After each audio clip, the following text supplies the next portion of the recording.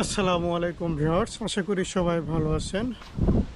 অনেকে আমাকে একটা প্রশ্ন করেন যে আমি দীর্ঘদিন কেন ভিডিও দিচ্ছি না।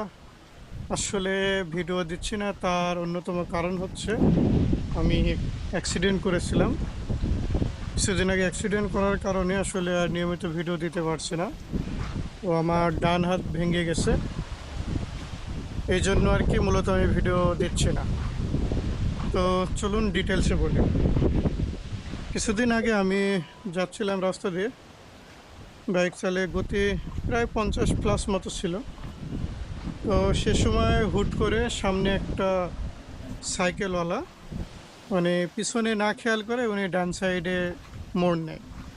তো যার ফলে আমি হার্ড ব্রেক করতে বাধ্য হই, আর হার্ড ব্রেক করার কারণে আমার এই যে দেখতে পাচ্ছেন আমার ডান হাতটা ভেঙে গেছে। তো মূলত এই কারণে আসলে আমি আর এখন ভিডিও দিতে পারছি না। তো সবাই আমার জন্য দোয়া করবেন যেন দ্রুত সুস্থ হয়ে যায় এবং আপনাদের মাঝে আবারও ফিরে আসে। আসলে আমার খুবই খারাপ লাগছে, যতটা কষ্ট পেয়েছি হাত ভেঙে, তার থেকে বেশি কষ্ট হচ্ছে যে আমি অসহায় মানুষদের পাশে দাঁড়াতে পারছি না।